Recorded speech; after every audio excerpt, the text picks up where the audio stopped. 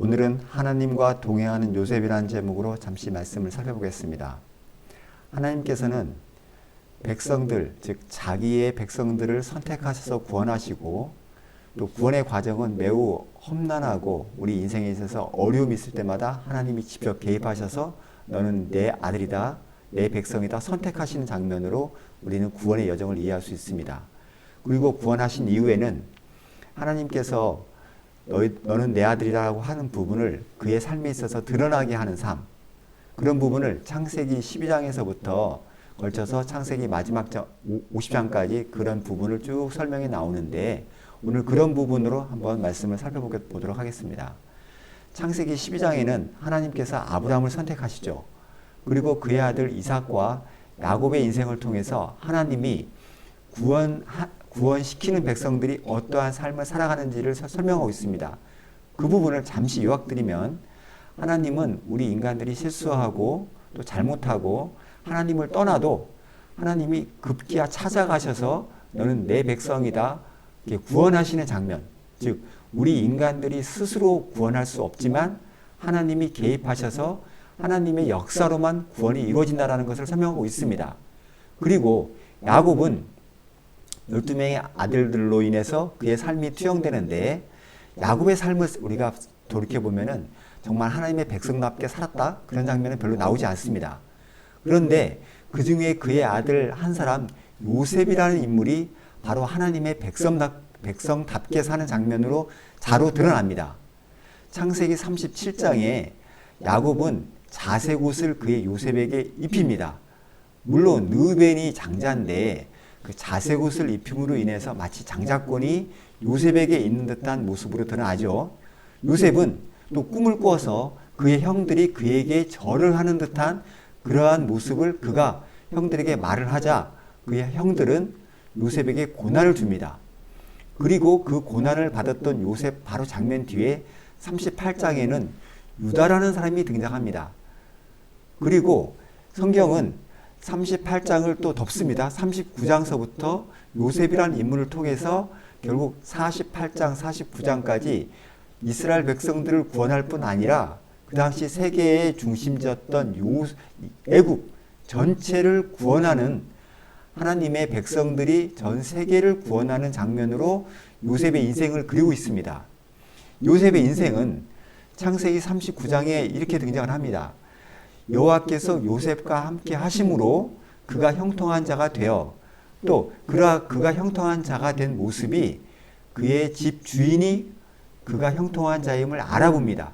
즉 하나님께서 구원한 백성들의 삶은 주변에 있는 사람을 통해서 저 사람은 하나님이 형통케 하는 자구나라는 게 드러난다는 거죠. 그리고 창세기 50장 20절에는 바로 요셉이 그의 형제들 앞에서 고백을 이렇게 합니다. 당신들은 나를 해하려 하였으나 하나님께서 그것을 선으로 바꾸어서 많은 백성들의 생명을 구원하셨습니다.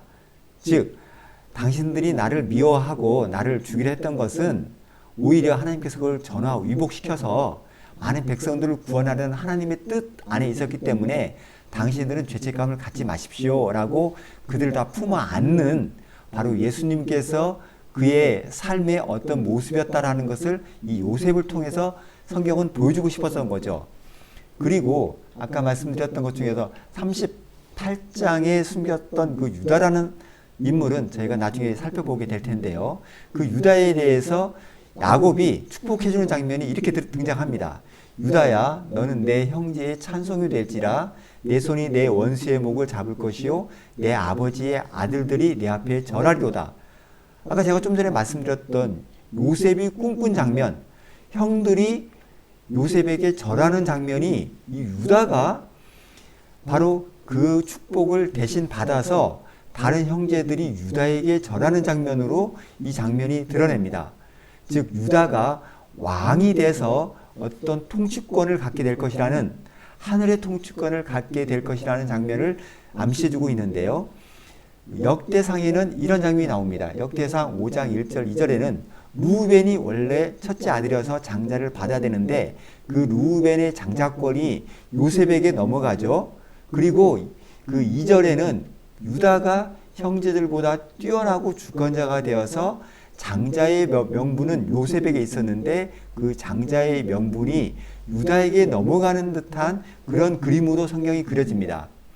즉 유다가 예수님을 낳게 되는 메시아의 조상이 될 거라는 장면이 이렇게 연결되어 있는 거죠. 장자권이 유다에게 있는 곳으로 성경은 설명을 합니다.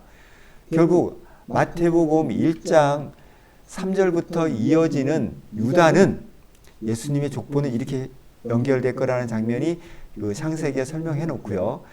바로 유다는 다말에게서 베레스와 세라를 낳고 또 쭉 넘어와서 5절에 살모는 라합에게서 보아스를 낳고 보아스는 룻에게서 오벳을 낳고 오벳은 이새를 낳고 이새는 바로 다윗 왕을 낳게 되는 장면으로 성경 마태복음은 설명하고 있습니다.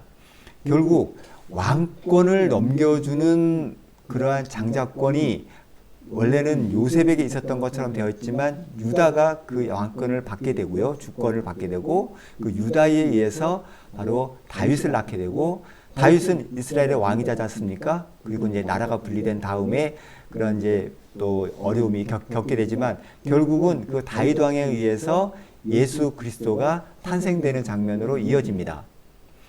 제가 첫 번째 말씀드렸던 것처럼 이스라엘이라고 하는 백성들을 구원해 내시는 하나님의 여정은 매우 긴박하고 다이나믹하고 하나님의 어떤 개입이 굉장히 깊숙이 순간순간 이루어지고 또 아브라함, 이삭, 야곱은 하나님과 대화를 많이 합니다.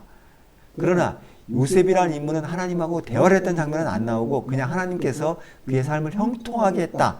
우리 성도의 삶이 이렇게 될 것이다. 즉 대화를 수시로 계속 대화를 한 장면으로 이어지는 거죠. 어느 특별한 장면에만 하나님께서 개입하셔서 대화를 한 게 아니라는 거죠. 그리고 또 38장에 숨겨진 제가 이 부분은 다음 주에 잠깐 설명을 해드리겠습니다. 그런 장면은 왜 유다가 또 예수 그리스도의 조상이 되는지 이런 장면으로 창세기 12장에서부터 이어지는 하나님의 역사는 쭉 전개되었다. 이렇게 창세기 12장에서부터 창세기 50장을 제가 이렇게 추격해서 설명해 드렸고 그 설명은 우리 성도들의 삶, 구원받는 과정, 그리고 구원받은 후의 삶 이렇게 요약해서 제가 설명드리고요. 아까 말씀드렸던 다음 주에 38장에 대해서 유다에 대해서 잠시 설명드리도록 하겠습니다. 감사합니다.